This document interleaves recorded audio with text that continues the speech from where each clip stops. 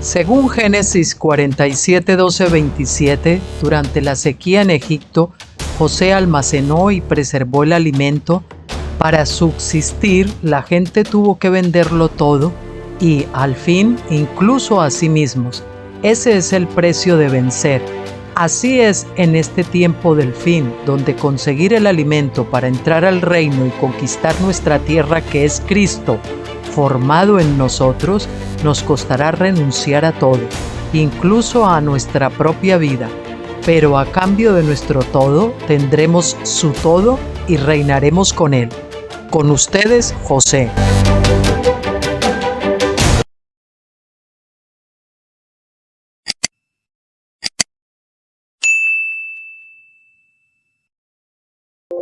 Hola mis queridos amigos, hermanos, ¿cómo les ha ido? Aquí estoy con ustedes para terminar el mes, 30 de junio, para terminar la semana, porque hoy es viernes, y para terminar el libro maravilloso y cortito además, porque son 50 y pico páginas. ¿Cuántas son? 54, y a letra de 12, tampoco es eso, es decir que un libro tremendo, tremendo, como les digo, para los pentecostales y para que conozcan los pentecostales qué es realmente la edad de Pentecostés y para que reconozcan qué es la etapa intermedia, Pascua, Pentecostés y después tabernáculos. Es una bendición, tenemos la luz de la menorá, podemos ministrar al Señor, pero todavía el velo que separa el lugar santo del lugar santísimo no se ha traspasado. Nuestra alma no ha sido rasgada, no ha sido circuncidado nuestro corazón y por lo tanto estamos viendo la palabra de Dios, estamos viendo al Señor a través de un velo. Necesitamos cruzar ese velo al coste de nuestra muerte a la carne. ¿Para qué? Pues para cruzar del otro lado al reposo de Dios, a la vida victoriosa, al caminar en el Espíritu, andar en el Espíritu, ya sin esa mezcla pentecostés de carne y espíritu que nos distorsiona y nos confunde y nos ciega parcialmente. Para reconocer que en Pentecostés no nos podemos fiar de nuestro entendimiento porque vemos a través de un velo y que tenemos que sujetarnos y echar mano de esos cabos que nos tiran los que ya salieron del otro lado del pozo, esa soga con nudos para que vayamos trepando poco a poco, sí, con temor y temblor, pero salgamos y vayamos hacia adelante, hacia la madurez, dejando ya los rudimentos. Porque Pentecostés todavía son rudimentos, casi como quien dice, que eso podría ser en la Pascua, ¿no? Pero bueno, ese es el tema. Entonces, este libro, que es el primero que yo leí de Stephen Jones y que me abrió los ojos de una manera tremenda y que fue la base para que yo indagara más en la tremenda revelación que el Señor le daba a este hombre y me empapase de sus más de 40 libros, los leyese, los releyese, o sea, traduciéndolos, pues bueno, a través del traductor de Google y luego corrigiendo los fallos y todo esto.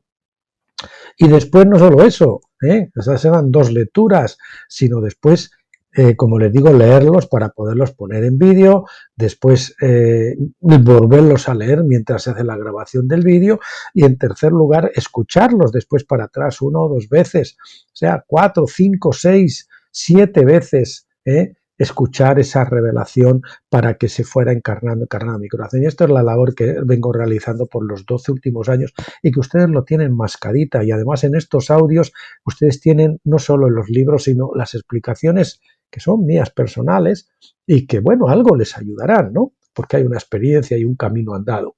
No es lo mismo leer un libro y tratar de explicarlo que ese libro que ya se ha encarnado en el corazón a través de nuestra andadura, de nuestra experiencia, y entonces ya lo podemos verbalizar, lo podemos transmitir a otras personas porque ya es como nuestro. Así que vamos a terminar este libro hoy, vamos a ir de lleno ya por él porque es un poquito largo porque son 2 capítulos, el último capítulo no tiene más que 3 hojas, entonces lo vamos a hacer todo el tirón, quedará un libro de 1 hora y cuarto, un vídeo como de 1 hora y cuarto así, pero así ya terminamos el libro y usted ya sabe, pues lo para cuando quiera, si se cansa un poquito, pero bueno, sabe que nuestros mensajes son para gente madura, no para niños que cuando leen 10 minutos cogen y dejan porque ya se aburren. Entonces, si usted realmente aspira a ser un vencedor, tiene que dejar de ser un niño y empezar a comportarse como un adulto. Bien, pues vamos allá. Capítulo 5, Ismael, el hombre fiero o el hombre como asno salvaje, ¿no? Ismael les nació a Abraham y Agar 14 años antes de que Sara diera a luz a Isaac. La historia completa de Agar e Ismael se encuentra en Génesis 16. Génesis 16. Agar, la madre de Ismael. Según el libro antiguo de Jaser, Agar era una princesa egipcia, hija del faraón. Faraón la dio a Sara en restitución por haber puesto a Sara en su harén, después de que Abraham le dijo que ella era su hermana. El relato bíblico no nos dice nada en cuanto a Agar, la egipcia, hasta que Sara se la dio a Abraham como esposa para producir un heredero. Mientras Génesis 16 nos dice que ella era egipcia, no dice nada sobre cómo Sara la adquirió. Jaser nos informa de algunos detalles interesantes. Ahí tenemos a Abraham y a Sara tratando de ayudar a Dios, lo típico de Pentecostés, a producir el heredero, a producir el Isaac. Pero cuando nosotros tratamos de ayudar a Dios a producir el Isaac que nos ha prometido, antes de tiempo, en la cama de la impaciencia, lo que hacemos es engendrar un Ismael. Cuando Agar concibió un niño por Abraham, despreció a Sara por su esterilidad, se infatuó, ¿verdad? Se hizo la chulita. Su actitud es entendible, ya que era princesa por nacimiento. Sin embargo, no piense en Agar como incrédula. En la casa de Abraham ella había aprendido las maneras de Dios bastante detalladamente en los 10 años desde que había sido dada a Sara. Agar puede ser considerada una creyente en el Dios de Abraham, pero en su inmadurez espiritual cometió el error de pensar que Dios la había llamado para reemplazar a Sara para producir al hijo prometido, pero eso encima es que fue incentivado por la propia Sara. Así que tenga usted cuando alguien le incite a lanzarse al ruedo antes de que sea su tiempo. Espere el tiempo de Dios. Esta sería solo una asunción natural, viendo cómo Sara era estéril. Como nosotros mostraremos en este capítulo, Agar e Ismael son tipos de la iglesia bajo la unción pentecostal. Agar se casó, de hecho, con Abraham. Algunos piensan que era una concubina, no, se casó con ella.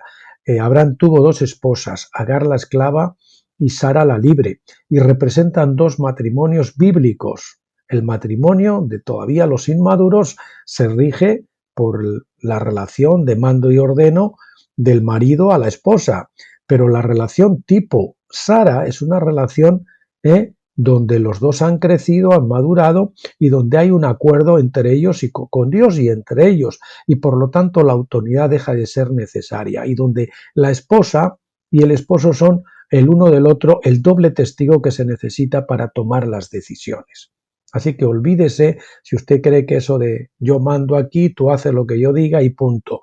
Eso quizás se lo pueda admitir el Señor hasta que ustedes maduren, pero llega un momento en que el Señor les va a manifestar que necesitan, si quieren ser vencedores, necesitan tener un matrimonio tipo Sara.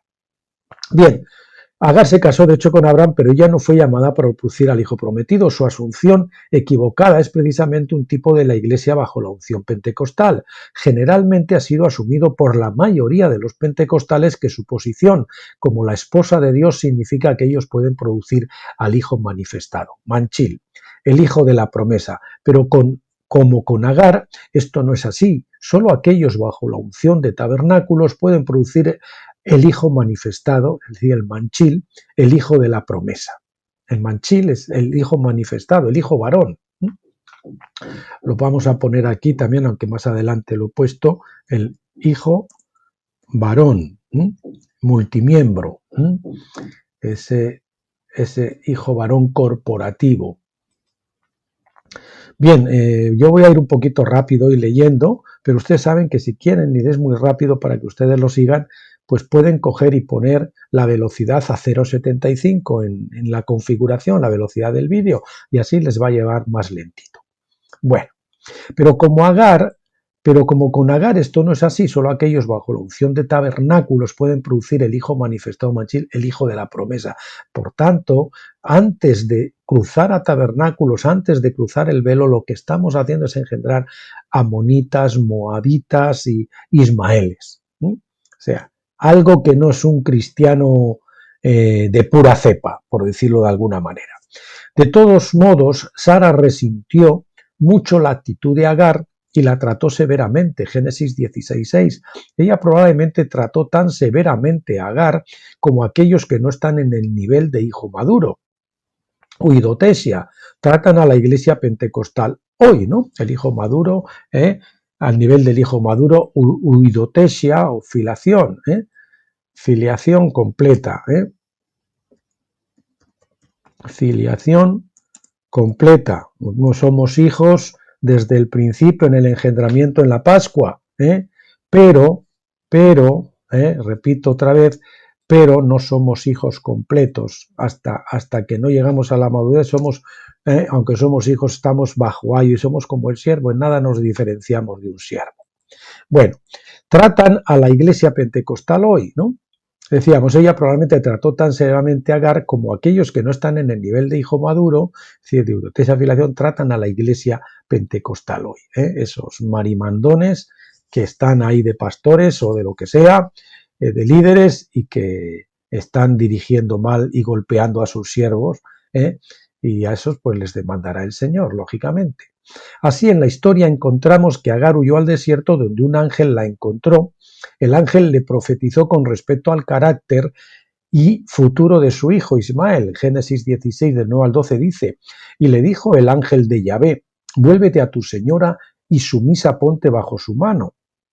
Vamos al 11, además le dijo el ángel de Yahvé, he aquí que has concebido y darás a luz un hijo y llamarás su nombre Ismael, porque ha oído tu aflicción, y él será hombre fiero, Pereb Audam. Su mano será contra todos y la mano de todos contra él, y delante de todos sus hermanos habitará. La primera cosa a notar es que el nombre Ismael significa Dios oirá. Incluido en el nombre está el concepto de oír. Dios oyó la oración de Agar y en contestación envió un ángel para dar una palabra a Agar que ella también oyó. Dios oyó y Agar oyó.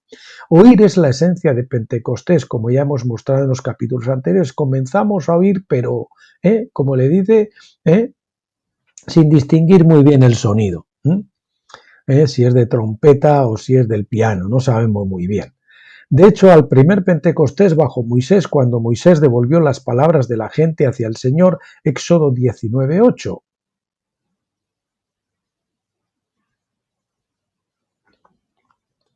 Bueno, había dicho mal, es cuando Moisés devolvió las palabras del Señor hacia la gente, no al revés. Éxodo 19:8. Dios oyó su voto. Como consecuencia,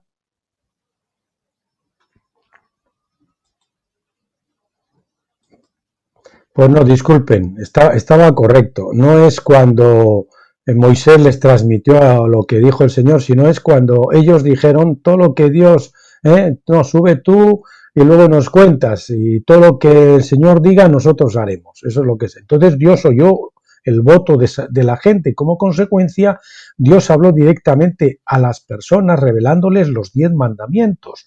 Y todos oyeron la voz de Dios. Su experiencia de aquel día fue muy similar a la de Agar. Deuteronomio 5:24 lo describe.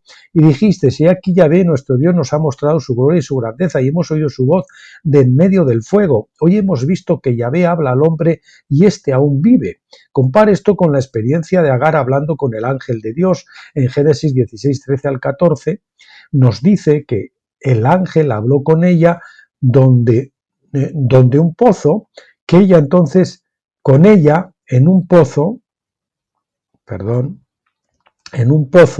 que ella llamó entonces Beer Lahai Roi, pozo del viviente que me ve. Ella estaba atónita de haber podido sobrevivir a una entrevista con Dios o el ángel. De la misma manera, más tarde Israel estuvo atónita de que el hombre pudiera sobrevivir después de que Dios hablase con ellos. En este momento de la historia aparentemente no comprendieron que el plan de Dios era extenderse a nosotros en este plano terrenal, que Él había de venir aquí en lugar de nosotros ir allá. Muchos creen que el plan de Dios es que nosotros nos vayamos al cielo. No, el plan de Dios es que el Señor viene aquí a morar en la tierra con nosotros. Ellos estaban correctos aquí en la tierra de los vivientes. En los Salmos se nos dice todo, en la tierra de los vivientes. Ellos estaban correctos en pensar que la presencia completa de Dios los mataría en su condición carnal actual. Y ve que dice, pues el novio, cuando se viene el Señor, y en las costumbres de las bodas, es que el novio se marchaba, preparaba la gala, venía a vivir con la novia. Esa es la figura. No es que él venía a la novia y se la llevaba, sino que él venía a vivir en la casa con la novia. Sin embargo, no parecían saber que Dios tenía formas o maneras menos completas de manifestarse como son los ángeles. Un ángel, pues no es lo mismo que ver a Dios. Ver a Dios probablemente moriríamos porque nuestra carne no lo soportaría, al menos nuestra carne sin transformar. Pero pues un ángel ya no es lo mismo, ¿verdad? Aunque te impacte y te deje caer como muerto, a lo mejor, pues no es así. Más de esto, ellos tenían poco concepto de que Dios se manifestaría realmente poniendo su espíritu en la carne humana. Esta revelación era para un tiempo posterior. Al cumplimiento de la fiesta de Pentecostés en el libro de Hechos, Dios vino de nuevo como fuego y habló a todos en su propio idioma de en medio de este fuego divino. Vea Deuteronomio 4:12 y Hechos 2 del 3 al 4. Volviendo a nuestra narrativa de Agar, la palabra del ángel ajustó la actitud y perspectiva de Agar. Ella volvió entonces y se sometió a Sara con la actitud de una sierva buena y humilde.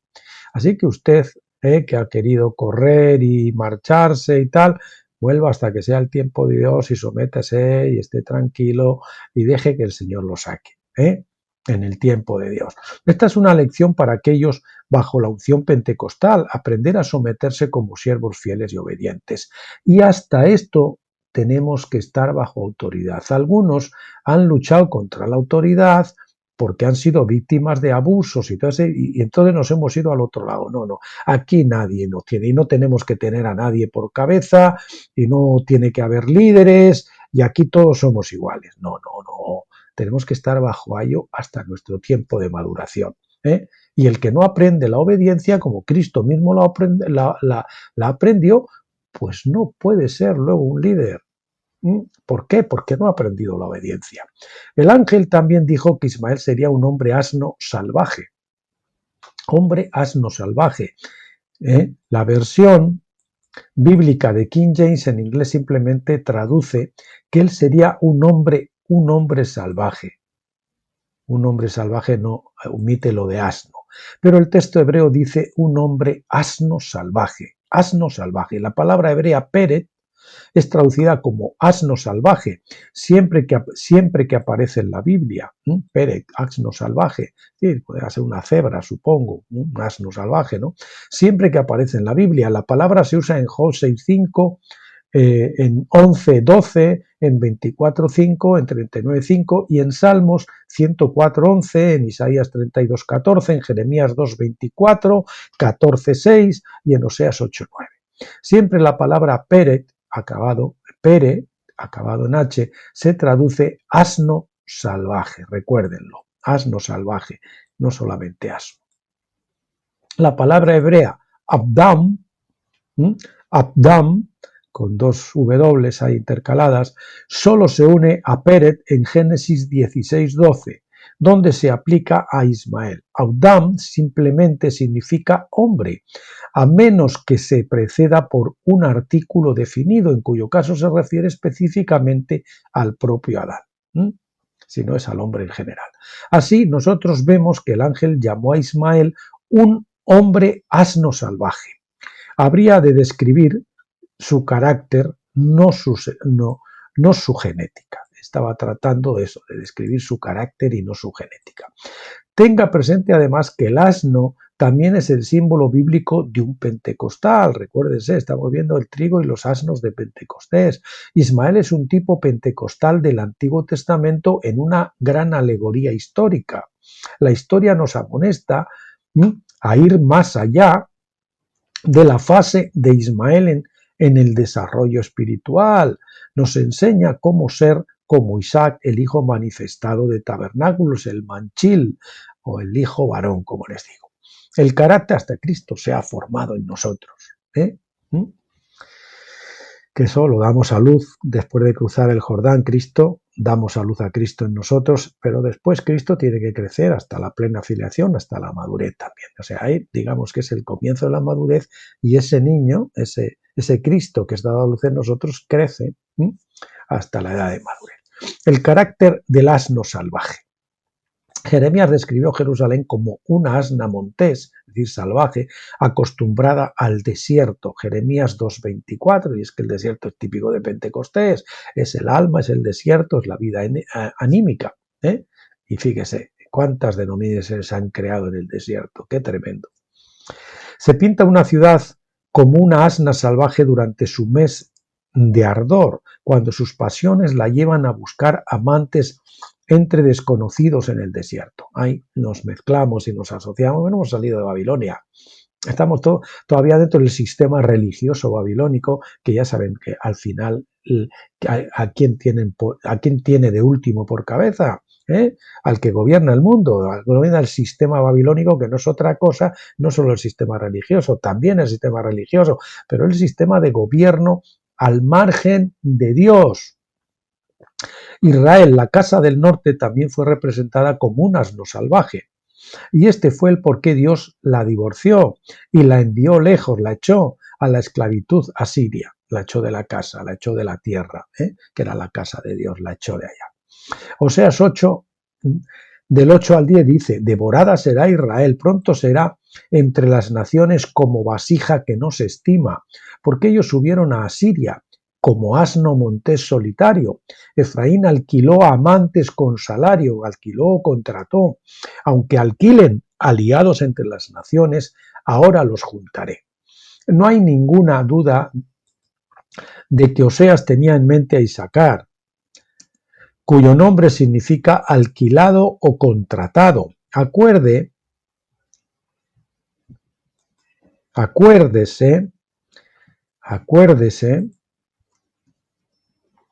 que Lea contrató a Jacob para dormir con ella cuando ella transó las mandrágoras,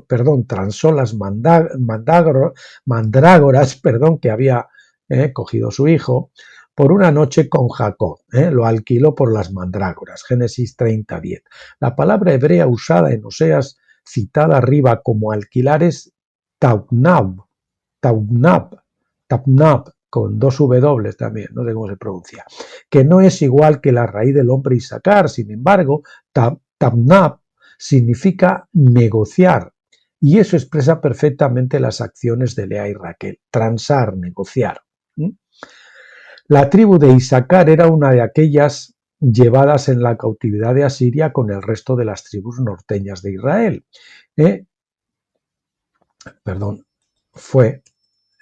La tribu de Isacar fue una de aquellas llevadas en la cautividad. Todas las tribus se volvieron como Isacar, un asno salvaje, que negocia con amantes en el desierto para contratarlas como prostitutas. En otros términos, ahí tenemos a las iglesias transando con el mundo, recibiendo dinero de los gobiernos, subvenciones de los gobiernos, aunque nos tengamos que hacer una ONG, lo que sea, con tal de chupar del gobierno.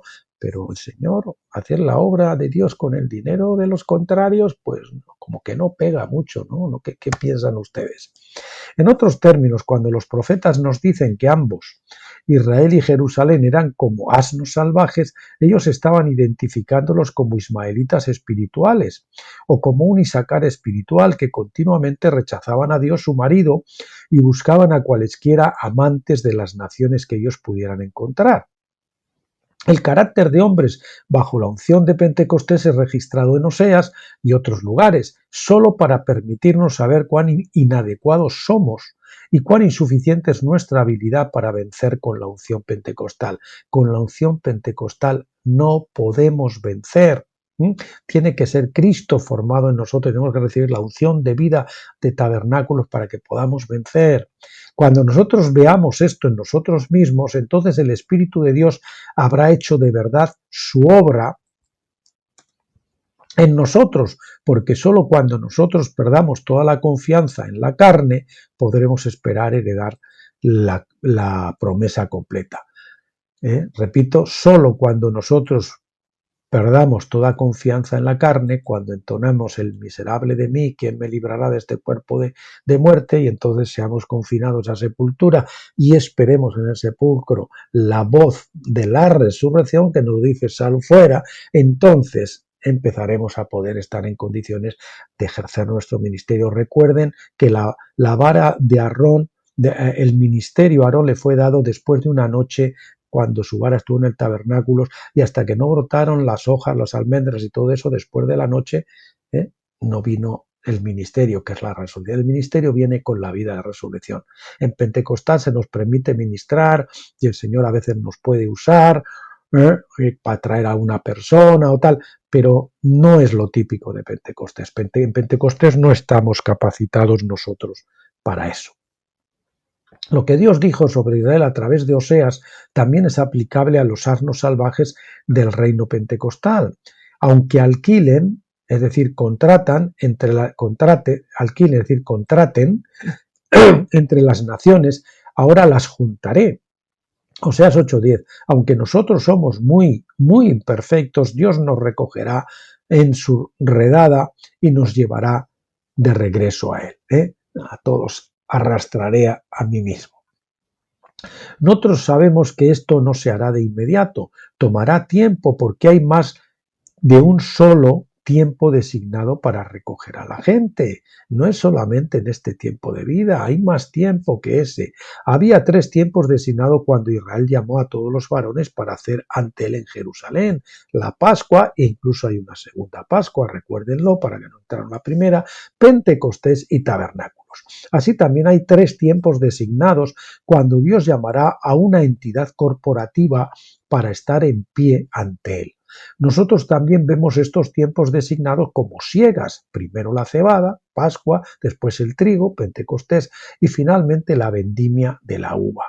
El día está casi sobre nosotros cuando la compañía de la cebada, es decir, de los vencedores, será compañía de la cebada, de los vencedores, vamos a poner aquí, será llamada. Algunos serán levantados de la muerte, otros transformados sin morir, pero hay también esperanza para la compañía del trigo, la iglesia, y para la compañía de la uva, la creación, los incrédulos. Ellos aún tendrán su día. El hijo primogénito de Dios, Israel. Israel, ya saben que es el hijo primogénito de Dios. En Génesis 16 nosotros leemos cómo Abraham tomó a Agar, la princesa egipcia, y produjo a Ismael, el hombre fiero o asno salvaje. Esto puso en movimiento una serie de eventos que afectaron la historia en ambos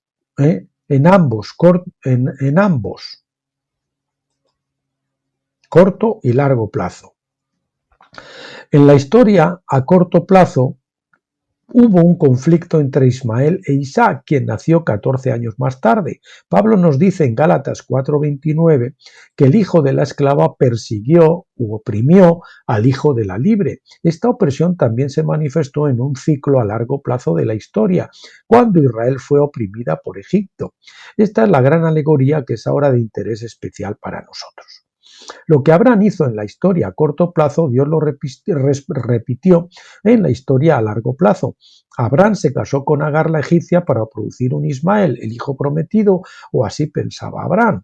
Y por eso Dios se casó con Egipto de una forma diferente, lógicamente, para producir a Israel, porque Israel realmente cuando se desarrolló como nación, hasta entonces eran tribus, fue una tribu pequeña, no se formaron las tribus completamente. El hijo prometido se casó con Egipto para producir a Israel, el hijo prometido, que vino como un ismaelita espiritual, un ismaelita, una mezcla, ¿verdad? Egipto nunca fue la esposa de Dios en el sentido más complejo de la palabra. Sin embargo, fue la misma relación que Abraham tenía con Agar. Era un matrimonio, pero no un matrimonio como el de una libre. Génesis 16:3 dice que Sara dio a Agar, a su marido Abraham, como su esposa. Pero Agar era solo una esclava y la ley de la Biblia hace una distinción muy clara entre casarse con una mujer libre y con una esclava. Vea Éxodo 21 del 1 al 10, así como la distinción que Pablo hace en Gálatas 4. Les repito, pueden leer también en los libros, está grabado en audio también, el libro Matrimonio de Antiguo y Nuevo Pacto, el matrimonio tipo Agar y tipo Sara. ¿De acuerdo? Y también hay otro referente a ese que les recomiendo. Divorcio y no matrimonio no es pecado, dice la Biblia. Así como el Estado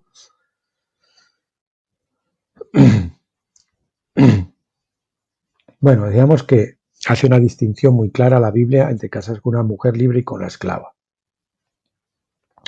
Así como Pablo lo hace en Gálatas 4. Así como el estado de esposa de Agar era inferior al de Sara, también fue el estado de Egipto como esposa de una naturaleza menor. No obstante, Israel era el producto de una relación entre Dios y Egipto. Cuando Dios le dijo a Moisés que devolviera a Egipto para llevar a Israel fuera de la casa, que volviera a Egipto para llevar a Israel fuera de la casa de esclavitud, será para sacar, vamos a poner, yo creo que es mejor, para sacar a Israel fuera de la casa de esclavitud. Él le dio estas instrucciones en Éxodo 4, 22 al 23. Y dirás a Faraón, Yahvé ha dicho así, Israel es mi hijo, mi primogénito. Ya te he dicho que dejes ir a mi hijo para que me sirva, mas no has querido dejarlo ir. He aquí, yo voy a matar a tu hijo, tu primogénito. Tremendo, ¿verdad? El Señor. Vamos a ponerlo así y así, eso es. Cada hijo tiene que tener un padre y una madre. En este caso, Dios declaró enfáticamente que Él era padre de Israel para hacer que este tipo tenga sentido. Para hacer que este tipo tenga sentido, tenemos que considerar que Egipto es la madre de Israel. A Moisés se le podría considerar un tipo de partera diciendo a Egipto que permitiera nacer al hijo. Deja ir a mi pueblo. Él le dice a Egipto, da a luz al hijo primogénito de Dios. Cuando llega el tiempo de dar a luz a un hijo, no hay ninguna mujer en el mundo que pueda detener los dolores de parto. Luchar contra el proceso del parto solo hace la cosa peor, pero esto es precisamente lo que Egipto hizo, y esto los hizo morirse en el parto. Se opusieron y murieron en el parto. El hecho de que Egipto era la madre de Israel también es hecho claro en los años subsecuentes. Cada vez que a Israel se le acababa la comida o el agua, su primer impulso era correr a mamá Egipto. O para decirlo de otra manera, el propósito de su jornada en el desierto era instruirlos y disciplinarnos. Deuteronomio 4:36. ¿No es eso lo que hace continuamente las iglesias pentecostales? Que es apoyarse en mamá, en papá, en el gobierno, en esto y lo otro. Cuando hay alguna necesidad es bajar a Egipto a por ayuda, mientras que Dios dice, maldito que se apoya en el hombre, en brazo de hombre, y no vayas no te apoyes en los carros y en los caballos, no bajes a Egipto, ¿no? Pues sin embargo se hace continuamente. Cada vez que el padre de Israel los disciplinó, ellos quisieron correr a Egipto, su madre, en busca de consuelo. Esto es típico de los niños en su estado, de los niños, o de los hijos sería mejor, de los hijos en su estado inmaduro. Ellos ven la disciplina como opresiva hasta que ellos maduran. Para ese tiempo ellos ya entienden y están de acuerdo que fue para eso. Entonces el Señor nos mete en el horno, vienen los apretura, vienen al dar y aguantamos, pero llega un momento al final que nosotros buscamos nuestra salida por nosotros mismos y tratamos de ayudarle a Dios a sacarlo. Y entonces abortamos el proceso, abortamos el bautismo de fuego y vuelta a empezar. Vuelta la burra al trigo. ¿Bien? Entonces ellos ven la disciplina opresiva hasta que ellos maduran. Para ese tiempo ellos ya entienden y están de acuerdo que fue para su bien. Entonces una vez que salimos del otro lado y empezamos a ver el fruto de todo ese desierto, de todas esas tribulaciones, de todas esas luchas con el diablo, de ser tentados por el diablo, y empezamos a ver cómo el lucero amanece en nuestros corazones, lucero del alba, viene la paz, ese es el lucero, la paz en nosotros, la paz de Dios, no la paz con Dios, que es diferente. Y entonces empezamos a ver el fruto de eso, empezamos a agradecer ese arduo camino por el que el Señor nos trajo. La ley de los asnos primogénitos.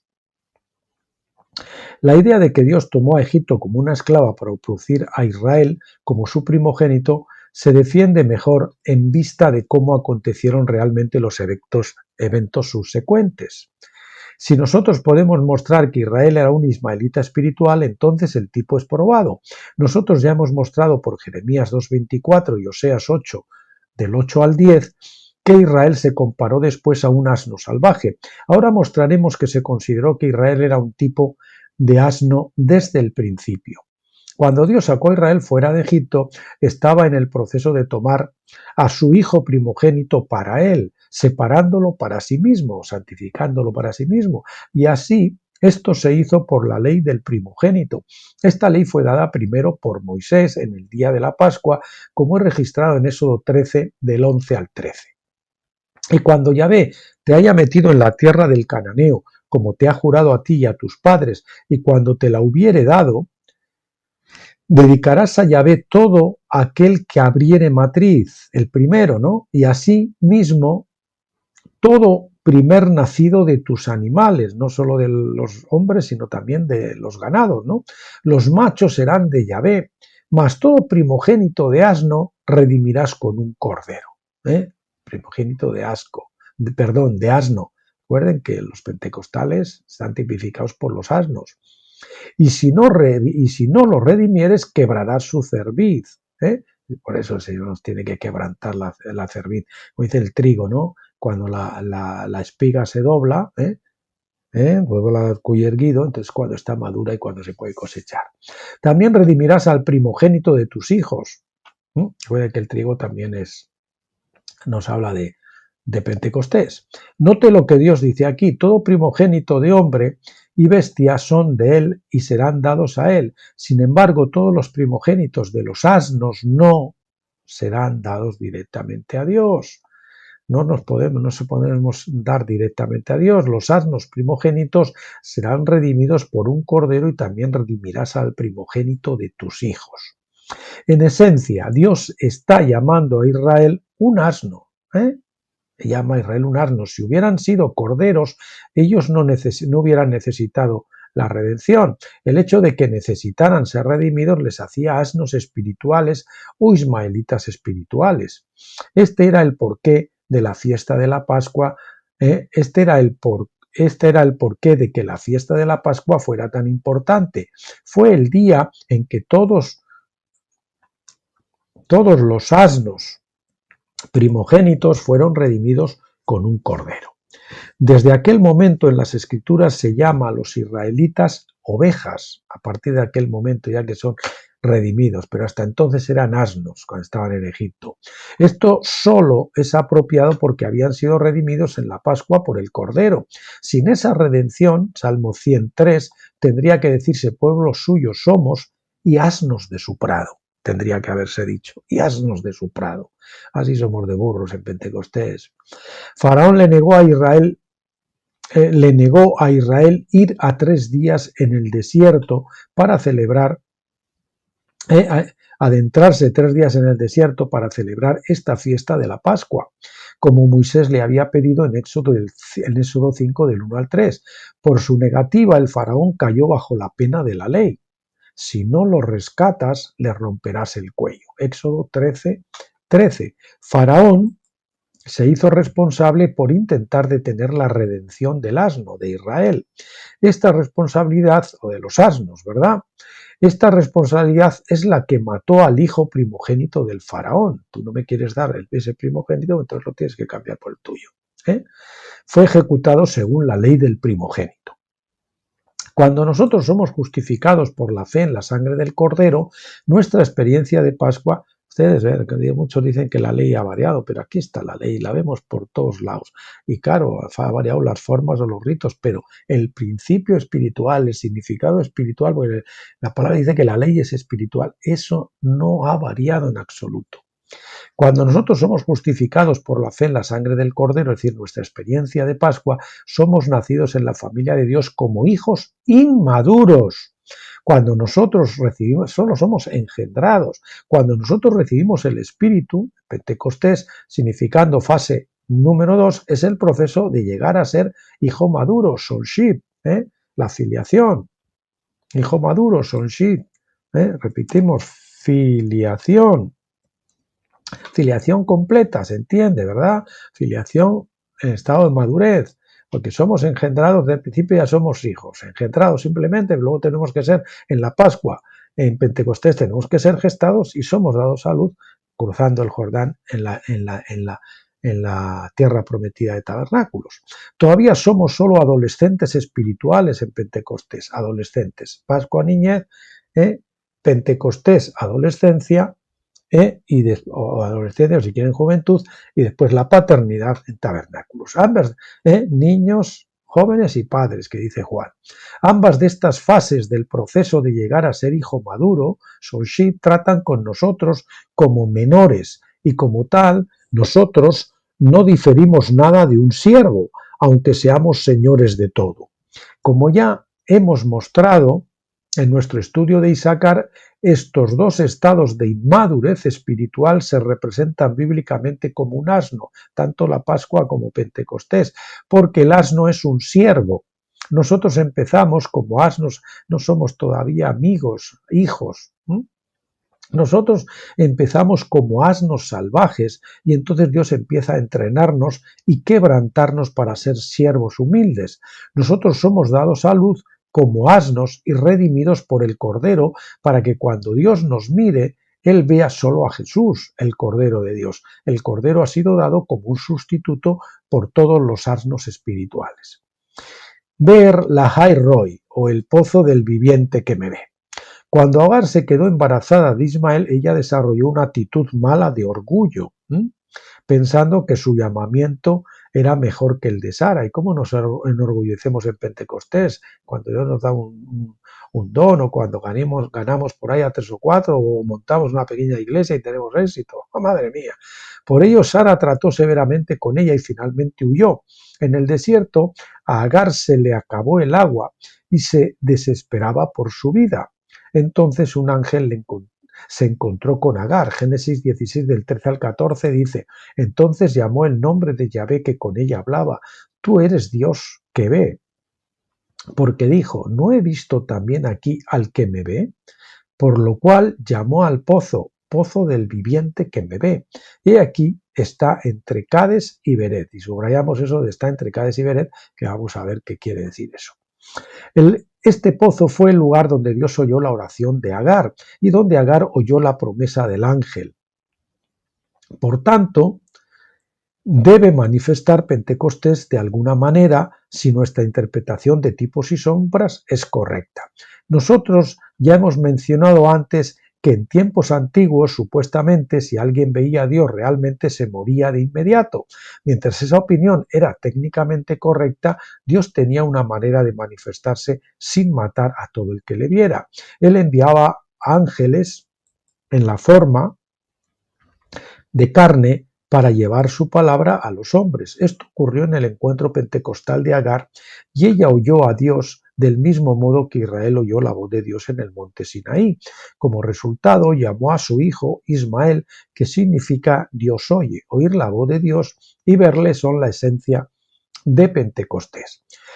El enfoque en la visión o ver es tratado por el profeta Joel en el capítulo 2, versículos 28 y 29. Él muestra que el derramamiento del Espíritu manifestaría la experiencia de Agar en una forma mayor. Dice así: y después de esto derramaré mi espíritu sobre toda carne y profetizarán vuestros hijos y vuestras hijas, vuestros ancianos soñarán sueños y vuestros jóvenes verán visiones, y también sobre los siervos y sobre las siervas, recuerden siervas, los que marginan a las siervas, derramaré mi espíritu en aquellos días. En otros términos, los hombres jóvenes verían visiones. También los siervos, siervas recibirían algo de Dios.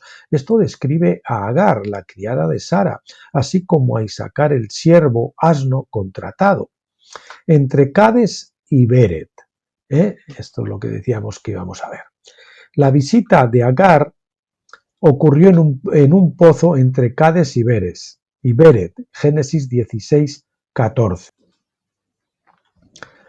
Cades quiere decir santuario, un lugar o persona que es santificado, santo, o puesto aparte para el servicio divino. Beret quiere decir granizo. El granizo es símbolo bíblico para la verdad, porque nosotros leemos en Isaías 28:17, el granizo barrerá el refugio de la mentira. ¿Cómo se barra la mentira? Con la verdad, el granizo.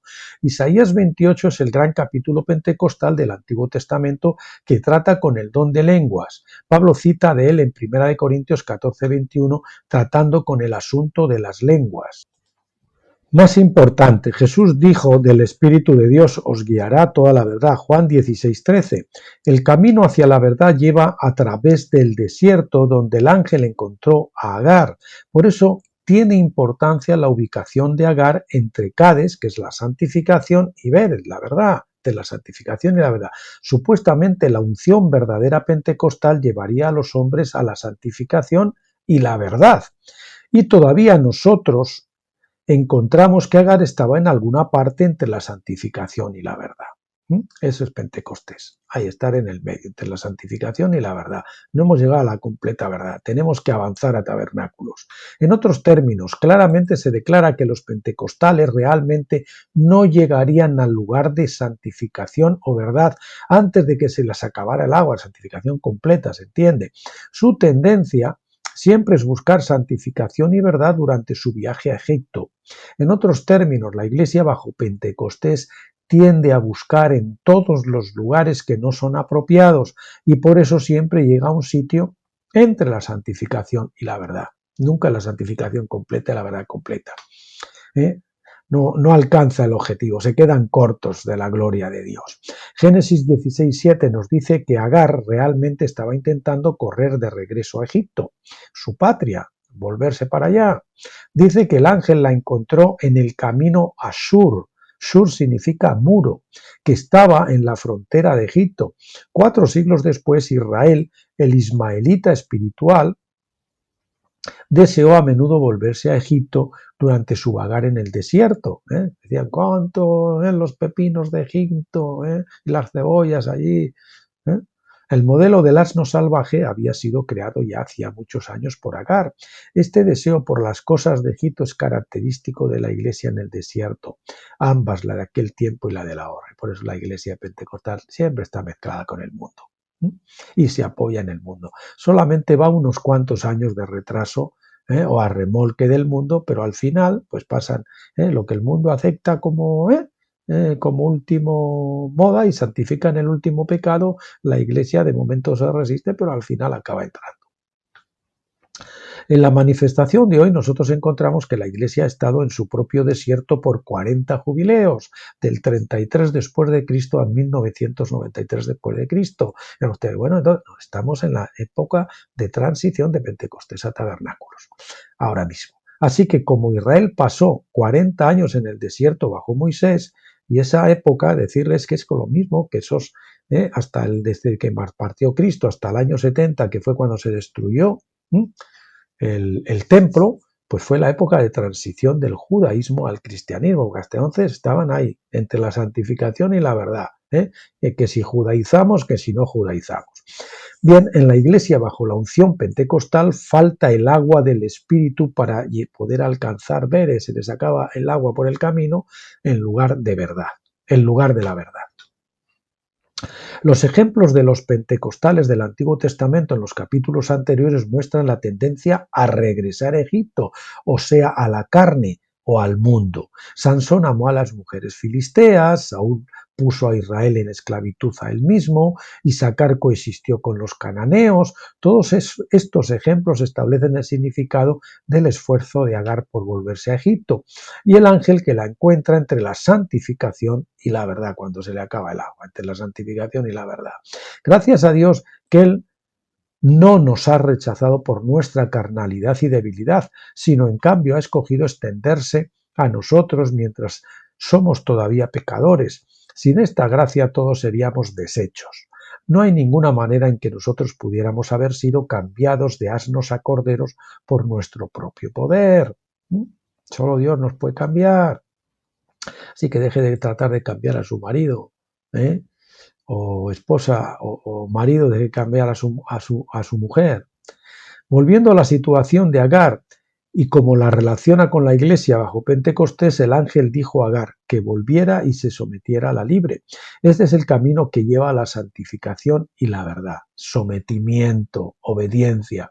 Este sendero conduce fuera de Egipto, lleva a la puerta de Sara e Isaac, quienes representan a Cristo, y a los vencedores, la cabeza y su cuerpo. La iglesia pentecostal es echada fuera como Agar. En los capítulos anteriores hemos mostrado ejemplos de la insuficiencia de la unción pentecostal, como tiene que ser superada por la unción y cómo tiene que ser superada por la unción mayor de tabernáculos. Para hacer eso, uno debe estar deseoso de dejar el reino menor de Pentecostés en favor de la nueva obra que Dios está haciendo. Así no debe tomarnos por sorpresa ver eso en esta gran alegoría histórica cuando Dios le ordena a Abraham que eche fuera a Agar a Ismael, la sierva y su hijo, y si usted quiere heredar Isaac va a tener que echar fuera al Ismael que usted ha engendrado en el desierto antes de tiempo en la cama de su impaciencia. Génesis 21:10, también citado en Galatas 4:30. En términos bíblicos, uno no puede tener dos herederos de esta promesa. O te quedas con el falso, con la imitación, Ismael, o te quedas con el verdadero. Pero si quieres el verdadero, tienes que echar al falso. O Ismael o Isaac, hay que elegir. ¿Heredarán la promesa aquellos de Pentecostés? ¿Traerán ellos el reino de Dios? ¿Darán a luz ellos al Hijo manifestado de la semilla, Cristo en vosotros, la esperanza de gloria, Manchín, el Hijo varón? No, esto no puede ser, porque ellos todavía siguen siendo medio egipcios y carnales. Carne y sangre no pueden heredar el reino de Dios. Primera de Corintios 15:50. Así es con la iglesia bajo Pentecostés. El rey Saúl encendió el sacrificio con fuego extraño en 1 Samuel 13:9 para que el pueblo no se le desertara. A menudo una iglesia o denominación harán lo mismo cuando pretenden organizar sus propios avivamientos. Nosotros encendemos el fuego extraño, le pegamos fuego al altar y no esperamos que sea el fuego de Dios el que descienda, porque en realidad no creemos que eso vaya a ocurrir si nos quedamos quietos. Y también porque no queremos esperar el tiempo de Dios. Repito, a menudo la iglesia o denominación harán lo mismo cuando pretenden organizar sus propios avivamientos. Reunión de avivamiento. Ellos lo van a provocar, ¿no? Ellos sienten la necesidad de hacer esto para que sus miembros no dejen su iglesia por otra. Por hacerlo, Saúl se descalificó para gobernar. No es que se me deserta el ejército, entonces voy a ofrecer el sacrificio. Y eso es lo que hacemos, ¿no? Vamos a, para que no se marcha la gente, vamos a hacer evangelizar y vamos a hacer actividades y actividades tal, porque si no la iglesia va a pensar aquí. Sansón no podía librar a Israel debido a su deseo de casarse con las mujeres filisteas. Este deseo lo puso finalmente en esclavitud ciega a la carne. Jueces 16:21, Sansón se descalificó para gobernar. Isaacar prefirió coexistir con los cananeos cediendo su herencia al impío, así como la iglesia hoy ha hecho cuando llama a los no cristianos escogidos. Isaacar también fue descalificado. Todos los tipos y sombras bíblicos de Pentecostés han sido cumplidos en la iglesia de hoy, y así Dios igualmente ha rechazado la iglesia no califica para la boda. Esto no significa que la iglesia no sea salva. Claro que no, simplemente significa que la compañía del trigo es leudada. En Levítico 23 la ofrenda se hacía con levadura y la levadura significa el pecado, pero por eso tenía que ser horneada. La iglesia de la Odisea, la iglesia del fin de tiempo, ha rechazado el bautismo de fuego y la levadura no ha sido contrarrestada con el bautismo de fuego y por eso está leudada. Y por consiguiente no califica para gobernar en el reino. Significa que la compañía del trigo, la iglesia, no heredará la primera resurrección. Escuche esto, que nos hayan dicho que no, que nos levantábamos todos y nos íbamos. Significa que la compañía del trigo no heredará la primera resurrección, sino que tendrá que esperar a la resurrección general después. Para que nazca el verdadero hijo manifestado, el Manchil, el Isaac, Primero se tiene que echar fuera a Ismael para traer la verdadera libertad a la tierra. Primero tiene que echar fuera a la esclava para que David gobierne. Saúl tiene que morir al final de su reinado designado, los 40 jubileos de esclavitud. Y Saúl es la iglesia. Tiene que morir. Tiene que morir a la carne, cruzar el Jordán y entrar. Todas estas historias apuntan a una, escuche, esto va en negrita y subrayado, una realidad severa. ¿Cuál es esa realidad severa? Que la iglesia bajo Pentecostés no puede dar a luz a la semilla prometida, no más que lo que Agar pudo. Durante un tiempo Dios ha ordenado a la iglesia de Agar volver a la casa de Abraham y someterse como sierva. Pero estos de Agar, que persiguen la semilla prometida, muestran que no saben ser siervos buenos bajo ayo ni gobernadores. Bajo ayo ni gobernadores. O sea, tampoco saben gobernar, no sé si lo quiere decir, si es que no saben gobernar, que efectivamente es así, o que tampoco quieren estar bajo alguien que los gobierne. Tienen un problema de actitud. Por eso digo, salir de Babilonia es más una cuestión de actitud, y se descalifican para ser el hijo maduro, filiación plena. Decía el otro día una hermana en contestación al post ese que puse el otro día del festín fuera del campamento, una hermana de Colombia, decía que cuando les visitó el hermano Josh Warnock allí, les dijo, bueno, yo sé que ustedes, la mayoría han salido de las iglesias babilónicas, pero el problema está que todavía Babilonia no ha salido de ustedes. Ese es el problema. La iglesia de Pentecostés fue echada fuera en 1993 y pasó su tiempo, y ahora estamos en el tiempo de los vencedores, en su aniversario número 40 del jubileo, en el jubileo número 40. Los 40 años de Saúl, de gobierno de Saúl, se acabaron. El reino pentecostal empezó entonces a perder su autoridad a medida que Dios empezó a moverse para autorizar o investir de autoridad a sus vencedores. Como David, estos vencedores prevalecerán sobre Saúl. Como Sara, ellos producirán al hijo manifestado, machil, hijo varón. Bueno, primero David recibió parte de la autoridad sobre una tribu y después fue ya sobre el resto de las tribus. Hay un proceso también, ese mismo proceso se repite para los vencedores. Unos años, creo que fueron 7 años y pico primero y después ya. Nosotros como individuos debemos saber identificarnos con Isaac en lugar de con Ismael, para que podamos ser una parte de la compañía del hijo manifestado, del hijo varón, el manchil. No vayamos a pensar que nosotros ya hemos llegado a la plenitud de ser el hijo maduro, sonship, filiación plena, por virtud de nuestra justificación o por virtud de nuestra experiencia pentecostal. Prosigamos a la perfección y a experimentar. Vayamos más allá hacia la madurez, como dice Hebreos, y a experimentar el dolor y la alegría de dar a luz al hijo manifestado, el manchil, el hijo varón. Prosigamos a tabernáculos. Bueno, nuevo epígrafe, los dos pactos. En el 4º capítulo de Gálatas, Pablo nos dice que la historia de Agar y Sara es una alegoría histórica del antiguo y del nuevo pacto. Empezando con Gálatas 4:22 leemos. Porque está escrito que Abraham tuvo 2 hijos, uno de la esclava y otro de la libre, pero el de la esclava nació según la carne, más el de la libre por la promesa, de forma sobrenatural, no mediante ofrecer fuego extraño, como hemos visto, lo cual es una alegoría, pues estas mujeres son los 2 pactos. El uno proviene del monte Sinaí, el antiguo pacto, el cual da hijos para esclavitud, a la esclavitud en Pentecostés. Este es Agar, porque Agar es el monte Sinaí en Arabia y corresponde a la Jerusalén actual, pues esta, junto con sus hijos, está en esclavitud, mas la Jerusalén de arriba, la cual es madre de todos nosotros, es libre. El objetivo principal de Pablo es mostrar la diferencia entre los seguidores de Moisés y aquellos que siguieron a Jesucristo. Aquellos que afirmaban seguir a Moisés estaban dependiendo del antiguo pacto para su salvación, con su señal de circuncisión carnal. Los cristianos, por otro lado, eran de un nuevo pacto cuya señal era una circuncisión del corazón. El pacto viejo exigía la obediencia a la ley para que los hombres fueran salvos, Levítico 26.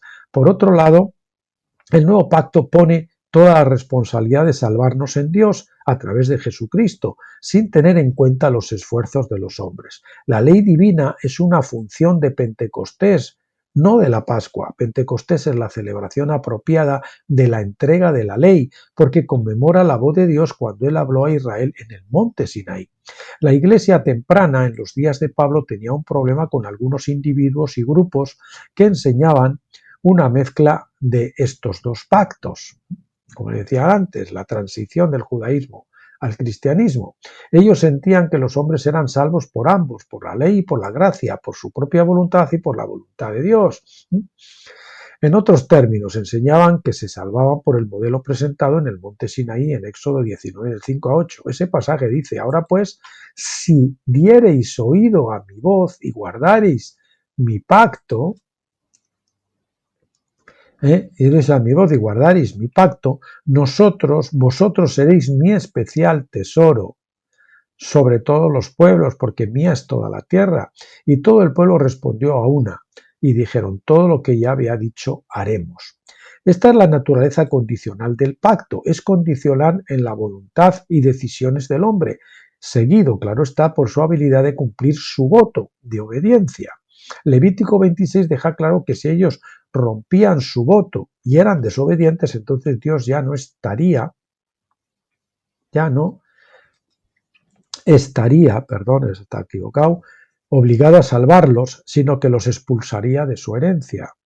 Por otro lado, Pablo nos dice que el nuevo pacto está basado en el modelo del pacto de Abraham, que es por la promesa, Gálatas 3:18. En otros términos, es algo que solo Dios prometió y por consiguiente este pacto solo exige demandas a Dios. Es Dios el que tiene que obrar, el que tiene que hacerlo, no nosotros.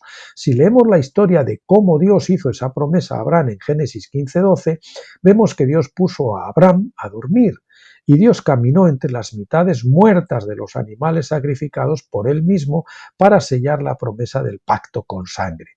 Así se llama un pacto incondicional, sin cláusulas del tipo: si haces esto, entonces yo hago lo otro. No, si haces esto, yo te daré lo otro. Bueno, ¿qué harían? Cláusulas del tipo sí, que harían la salvación dependiente de la voluntad del hombre o de ciertas obligaciones, cláusulas que tiene que cumplir el hombre. Y así que tendría que cumplir el hombre, pero no es así. Como le digo, las cláusulas solo son para Dios en este caso.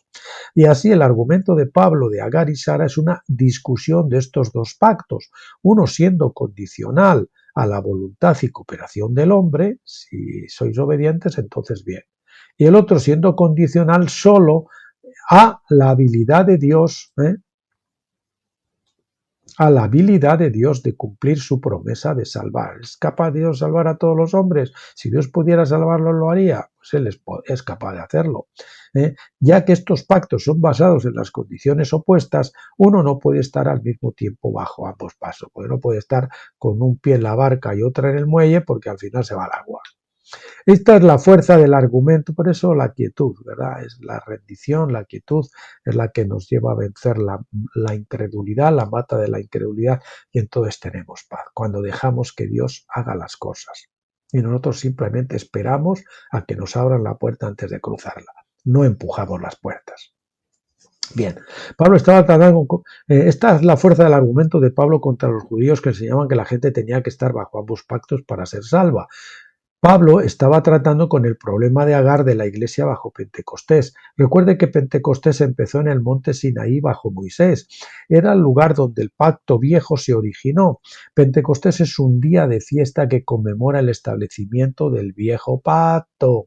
Recuérdenlo, fíjese, Pentecostés es un día que conmemora el establecimiento del viejo pacto, no del nuevo pacto. Es natural entonces que la Iglesia todavía estuviera bajo esa influencia. El hecho más importante a ver es que Pentecostés en Hechos 2 ocurrió en la Jerusalén vieja, en la vieja Jerusalén, que Pablo dice se relaciona con la esclava, pues ésta junto con sus hijos está en esclavitud, Gálatas 4:25.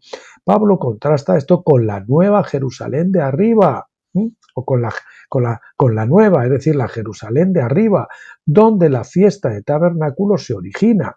Aquellos que permanecen bajo Pentecostés todavía están en esclavitud parcial al viejo pacto. Esclavitud parcial al viejo pacto. Están a caballo entre los dos pactos. La inmensa mayoría de la iglesia de hoy, por eso el velo del viejo pacto está todavía ahí, por eso hay una visión confusa, un discernimiento confuso, una mezcla de carne y espíritu. La inmensa mayoría de la iglesia de hoy enseña que los hombres solo pueden ser salvos haciendo un voto o decisión de seguir a Jesús. Su atracción es hacia la voluntad del hombre, que dicen que es completamente necesaria para la salvación. Tales cristianos son todos hijos de Agar, la esclava, que trabajan para cumplir los votos y así ser salvos. Cuando pecan, caen de la gracia. Cuando se arrepienten, son de nuevo elegibles para entrar por las puertas de perla. Ellos van a la iglesia y se salvan todas las semanas, año tras año, porque cada vez que pecan o se quedan cortos de forma alguna, piensan que su pecado demuestra que todavía no son salvos. Esta es la esclavitud de Agar y su hijo, la Jerusalén vieja. Esta es la naturaleza, esta es la naturaleza del viejo pacto. Este es el resultado natural de la salvación por la voluntad del hombre y por la actuación humana. Pentecostés enseña que el hombre debe nacer de nuevo por la voluntad de la carne, así como Ismael nació a través de un proceso carnal y natural. Pero el nuevo pacto de tabernáculos enseña que el hombre debe nacer de nuevo por la voluntad de Dios, así como Sara concibió incluso cuando ya no podía tener hijos, y como María concibió en su juventud sin haber conocido varón. Juan 1, del 12 al 13. Dice: mas a todos los que le recibieron, a los que creen en su nombre, les dio potestad de ser hechos hijos de Dios. Creen, ya somos hijos, pero de ser hechos. Entonces, ¿cómo? ¿No somos hijos? Bueno, sí, tenemos que llegar a la plenitud del hijo, a la madurez de la filiación, los cuales no son engendrados de sangre ni de voluntad de carne, o sea, nosotros no podemos hacer ni de voluntad de varón, sino de Dios. Así que podemos decir Pascua, viejo pacto, Pentecostés, mezcla del viejo y del nuevo, y tabernáculos, nuevo pacto. Así que, ya saben. En otros términos, nosotros somos engendrados por Dios por su voluntad y decisión, no por la voluntad del hombre. El ejemplo es Jesús. Los que conciben a Cristo en vosotros, la esperanza de gloria, Colosenses 1:27, son también engendrados por la voluntad de Dios, no por la voluntad del hombre. En otros términos, uno no puede concebir al Hijo manifestado, manchil, el hijo varón, bajo el poder de Pentecostés, que está basado en la voluntad del hombre, en los votos del hombre, o a la decisión del hombre para seguir a Cristo. El pacto viejo no puede producir la perfección de tabernáculos. Es una cosa buena decidir seguir a Jesús y ser obedientes a su ley.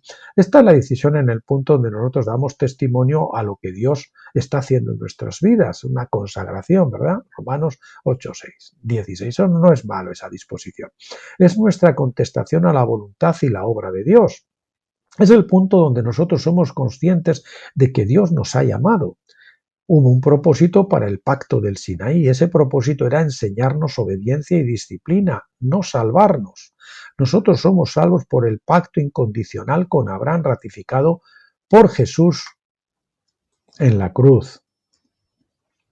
Bien, vamos a ver cuánto tiempo llevamos. Bueno, 1 hora y 7. Bueno, nos quedan tres paginitas, así que vamos rápido y vamos a acabarlo para cerrar el libro. Capítulo 6. Otros relatos pentecostales. Añadirnos a Isaacar, a Ismael, a Sansón, a Saúl, etc. En este estudio, a Sansón también, en este estudio hemos intentado presentar a los principales protagonistas en el campo de los pentecostales del Antiguo Testamento, con el fin de impartir una mayor comprensión de los puntos fuertes y las limitaciones de la fiesta de Pentecostés.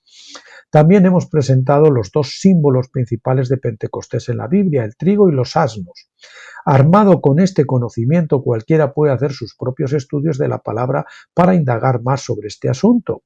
En este capítulo concluyente intentaremos dirigir la atención a ciertos otros pasajes que un lector puede estudiar ahora con una nueva luz. Y esa es la luz que necesitamos, la luz de la Shekinah de tabernáculos, para ver estas cosas que antes no veíamos. No te empeñes en tratar de discernir y juzgar a los que están en tabernáculos con tu velo puesto delante de los ojos. David hace un censo. En 2 de Samuel 24 y 1 de Crónicas 21 encontramos la historia de cómo David hizo el censo de la gente provocando una plaga en Israel que mató a 70.000 personas. Esta casualidad tuvo lugar en el tiempo de Pentecostés porque leemos que David compró la era donde trillaba el trigo Ornán, el Jebuseo, 1 de Crónicas 21:20. Aunque no podemos tratar los detalles de esta casualidad en la vida de David, podemos indicar que Dios estaba trillando a Israel mientras Ornán estaba trillando el trigo. Hay un paralelo aquí que la mayoría no ha visto por no darse cuenta de que este era el tiempo de Pentecostés. Pero en este incidente David compró el sitio para el templo de Salomón, que unos años después iba a ser dedicado durante la fiesta de tabernáculos. Así los eventos de este Pentecostés eran un preludio de tabernáculos que todavía había de venir. Durante este ínterin vemos la edificación del tabernáculo de David con un altar de ofrenda quemada a Yahvé, 1 de Crónicas 21:26. El tabernáculo de David fue así el puente entre Pentecostés y tabernáculos. Cuando David construyó el altar allí, Dios envió su fuego divino para aceptar y consumir la ofrenda puesta sobre esas piedras. No hay ningún registro de que Dios hubiera hecho esto por muchos años en las otras ubicaciones donde el arca del pacto estuvo. Donde el arca, voy a poner arca del pacto con mayúscula, me gusta así más. Esto es un tipo y sombra, y de hecho una profecía de que la presencia divina cambiaría del lugar ordenado donde uno esperaría encontrar a Dios a otro lugar que parecía estar fuera del orden. ¿De acuerdo? El tabernáculo era como estaba fuera del orden, porque no era el templo, ¿verdad? De la misma manera encontramos no era el tabernáculo del desierto, sino que era una cosa intermedia entre eso y la construcción del templo, ¿no? Típico de Pentecostés también. De la misma manera encontramos un conflicto básico hoy entre la Iglesia y los vencedores. La Iglesia critica a muchos vencedores por dejar la Iglesia para establecer sus propios estudios bíblicos en sus casas, porque en su opinión hay que encontrar a Dios en una denominación de la Iglesia establecida, entre comillas, o por lo menos en una iglesia que posea un edificio aparte de la casa de uno, ¿no? Está ligado todo con las piedras, como en el viejo pacto. Ellos no ven que ese mismo modelo se estableció por el tabernáculo de David. David temió ir a Gabaón, donde el arca estaba, porque él estaba atemorizado, a causa de la espada del ángel de Yahvé, 1 de Crónicas 21:30. De la misma manera, muchos temen ir a una iglesia temiendo la espada con la que trilla la compañía del trigo. Tan requemados ya de los que han pasado por allí, ¿verdad?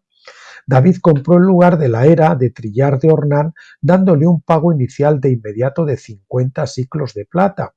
2 de Samuel 24:24. Sin embargo, el precio completo de esa tierra era de 600 siclos de plata, y esto se registra en 1 de Crónicas 21:25. No hay ninguna contradicción inherente en estos dos pasajes cuando vemos que la cantidad menor fue un pago inicial inmediato. De hecho, los 50 siclos de plata representan la fiesta de Pentecostés, donde los discípulos recibieron las arras o pago inicial del Espíritu en el día número 50. Los 600 siclos de oro hablan de la naturaleza divina que se imparte a través de la fiesta de tabernáculos. Gedeón trilla el trigo. En la historia de Gedeón encontramos al ángel apareciéndosele mientras estaba trillando el trigo en un lagar. Jueces 6:11, trillar trigo en un lagar, el lagar donde se pisa el vino, se guarda el vino y eso, ¿no? Hay una contradicción, ¿verdad? El mismo Gedeón es comparado a un pan u hogaza de cebada que le identifica como un tipo de un vencedor, Jueces 7:13. Pero él estaba trillando el trigo cuando fue llamado por Dios. Esto nos muestra la mente de Dios en esta historia, porque más tarde encontramos a Gedeón usando algunas espinas y abrojos del desierto para dar a los ancianos un castigo o un trillar, para trillarlos, ¿no? Jueces 8:16. La historia nos da otro ejemplo de la distinción que Dios hace entre la cebada y el trigo, así como un ejemplo de cómo la compañía del trigo tiene que ser trillada para quitarle la paja y salvar el germen o grano, es decir, la vida. El grano tiene que ir a tierra y morir, cruzar el Jordán. El arca volvió por Pentecostés. Otro ejemplo muy importante de Pentecostés se encuentra en 1 Samuel 6:13. El arca de Dios había sido capturada por los filisteos que la tuvieron durante 7 meses antes de devolverla a Israel. La devolvieron en el momento de la siega del trigo, dando así un tema pentecostal a esta historia. La gente se alegró de ver el arca, pero cometió el error de abrirla para ver si todavía contenía las tablas de piedra, la vara de Aarón y la vasija del maná. Muchos murieron ese día como resultado. La unción de Pentecostés no es suficiente para sobrevivir a la apertura del arca. La carne no puede resistir la presencia de la Shekinah. La cizaña en medio del trigo. En el Nuevo Testamento Jesús dijo una parábola sobre la cizaña en el trigo, en medio del trigo, ¿no? Mateo 13 del 24 al 30. Esto no es diferente de la ofrenda pentecostal que era mezclada con levadura, el Levítico 23, recuérdenlo, no sé si es el 23:13 o algo así. La parábola nos dice que la cizaña nos dice que la cizaña se dejara crecer en el campo del trigo hasta la siega. Entonces la cizaña era separada y echada fuera para quemarla. Mientras hay ciertamente otros niveles de interpretación, nosotros podemos ver aquí un simbolismo de la ofrenda pentecostal, el trigo cocido con levadura. Y recuerde, no nos vamos nosotros primero y le dejamos el terreno aquí al diablo. La cizaña se recoge primero y se quema. Recuerde eso, a los que todavía creen en esa versión falsa, digamos, de lo que es el rapto. El rapto, sí, un rapto es una transformación, la recepción del cuerpo glorificado, y es un encuentro con Jesús, pero no para irnos con él al cielo, sino para acompañarlo en su camino aquí a la tierra. Es decir, nos quedamos aquí con él, no nos vamos allá. Entonces la cizaña era separada y echada fuera para quemarla. Mientras hay ciertamente otros niveles de interpretación, nosotros podemos ver aquí el simbolismo de la ofrenda pentecostal, el trigo cocido con levadura. La levadura tenía que ser cocida o matada para hacer la ofrenda aceptable a Dios. La carne tiene que ser quemada, el holocausto tiene que ser quemado completamente por el bautismo en fuego y no nos podemos bajar del altar hasta que eso sea así. Esto nosotros creemos es lo que Pablo quiso decir cuando él dijo en 1 Corintios 3:15, él mismo será salvo así, aunque así como por fuego. La asna de Balán. El más famoso de todos los asnos bíblicos es el de Balán. La historia completa se encuentra en Números 22-24. Balán es el clásico profeta falso de la Biblia, no porque él alguna vez profetizara cosas que no vinieran a ocurrir, sino porque él no estaba de acuerdo con Dios. Él hizo todo lo que pudo para encontrar un pretexto para poder maldecir a Israel, en lugar de profetizar lo bueno sobre ellos. Su motivo era claro, amor al dinero, que es la raíz de todos los males, como nos dice 1 Timoteo 6:10, el motivo, el amor al dinero. De todos modos, nosotros encontramos a Balaam, el profeta falso, montado a un asno pentecostal, que fue uno de los primeros en hablar en lenguas. Mientras la lengua hebrea no era desconocida para Balaam, era ciertamente una lengua desconocida para la asna. Yo encuentro particularmente interesante y un poco repugnante observar a los modernos predicadores y profetas de hoy, sobre todo cuando veo cuánto tiempo pasan pidiendo dinero y el poco tiempo que pasan enseñando la palabra. Parece que en Estados Unidos solo hubiera unos $1.000 millones al año, por lo que muchos se ven obligados a competir para conseguir la parte que le corresponde. En el pasado muchos de nosotros nos espantamos de que algunos televangelistas muy conocidos hicieran pagar a la gente solo para estar en la fila esperando oraciones de sanidad, sin importar que recibieran oraciones o no, solo por estar en la fila. Pero en los recientes meses, algunos han empezado a sugerir fuertemente que si la gente es muy sincera en su búsqueda de Dios, dará por lo menos $100 cuando el plato de la ofrenda se pase. Si no, ya no eres muy sincero. Mientras yo resistiré la tentación carnal de nombrar a alguno de esos Balaames modernos, no duraré, Balaanes modernos, no dudaré en señalar su conexión con la historia del libro de Números. Mi único consejo para usted, si usted está siendo cabalgado por tales hombres, es decir, si usted está bajo el ministerio de alguno de estos Balaanes, es quitarse del camino de juicio como la asna Balán hizo, es decir, salid en medio de ellos y apartaos, dice el Señor, para que no seáis partícipes de sus pecados ni recibáis parte de sus plagas. Apocalipsis 18:4. Salid en medio de ellos para que no seáis partícipes de sus pecados. O sea, la iglesia de Balaán, la iglesia pentecostal, va a ese tipo de iglesias de Balaam van a ser juzgadas y va a venir un juicio. Entonces nosotros nos tenemos que apartar de ahí, salir en medio de ellos para que eso, el juicio no nos pille. Sí, eso podría aplastar el pie de Balaam contra la pared y ponerlo bastante enfadado con usted, ¿verdad? Cuando usted trata de marchar de una iglesia y tal, el pastor no se va a enfadar con usted. Pero si él lo echara fuera de su autoridad, en lugar de arrepentirse ante Dios, considérese bendito. Déjenme que les haga una pequeñita historia aquí, que ocurrió precisamente ayer. El otro día, como les dije, grabé ese vídeo excepcional que era ¿cómo era, hombre? El vídeo famoso del festín, sí, festín fuera del campamento, y el Señor me mostró a través de esa historia que era la hora de compartir y de mandar a poner esta revelación del doctor Stephen Jones, este festín que yo he festejado, valga la redundancia, o he disfrutado durante estos 12 años, ya a más personas, ya de una forma activa. Hasta ahora ha sido pasivo, de una forma indirecta, a través de Internet, y el que Dios ha querido traer, ha traído, pero el Señor me va a ponerlo ya en conocimiento de los que están dentro de, sitiados ahí en Samaria, ¿no? Y entonces, pues a uno de los que se lo mandé, pues me contestó y tuvimos ahí un rifirrafe. Yo es una persona a la que aprecio mucho, aprecio su labor que hace en los medios, es un gran escritor, es un erudito tremendo, pero sin embargo, a las veces que yo he conversado con él ha sido bastante duro y bastante maleducado, y eso son pavadas, y eso son tonterías, y eso no sé qué, como desprestigiando, despreciando, menospreciando, ¿no? Y ayer pues estuvimos mal, y bueno, yo le estaba mostrando el camino, ¿no? Como diciendo, no, es por aquí. Entonces hizo que lo que yo le dije, y le dije, bueno, usted siempre que yo le he contestado con cariño y con respeto, usted responde con 4 piedras, y en esta ocasión, bueno, él encima me dijo que yo era irrespetuoso, que yo no sé qué, que no, él proyectó todo lo que le estaba haciendo mal en mí. Y era él el que lo estaba haciendo, ¿verdad? Y entonces, pues lógicamente, alguien le está mostrando el camino, le está diciendo por aquí, ¿no? Porque ahí viene el juicio.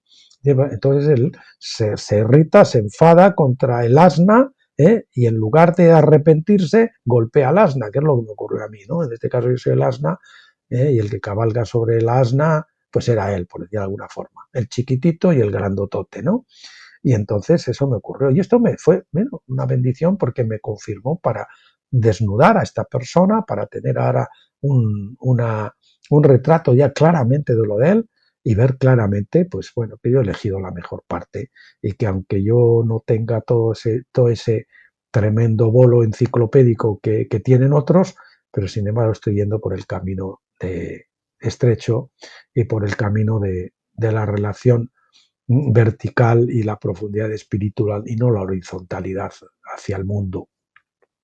Y bueno, pues me confirmó en esto, me confirmó que el mensaje que yo había dicho también era el Señor, y luego precisamente al leer ayer esto para presentárselo hoy a ustedes, me dijo el Señor, me confirmó efectivamente que este mensaje es en el momento oportuno.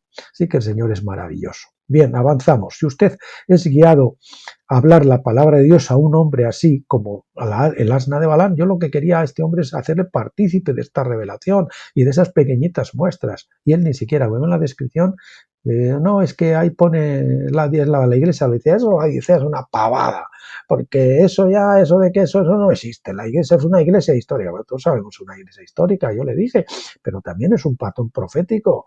Wasmani, Windesley, de Stephen Young, otras personas, eruditos tremendos de la palabra, con una profundidad espiritual probadísima, lo dicen. Usted no puede decir lo que usted no ve, porque usted no lo vea, no quiere decir que eso otras personas lo estén viendo.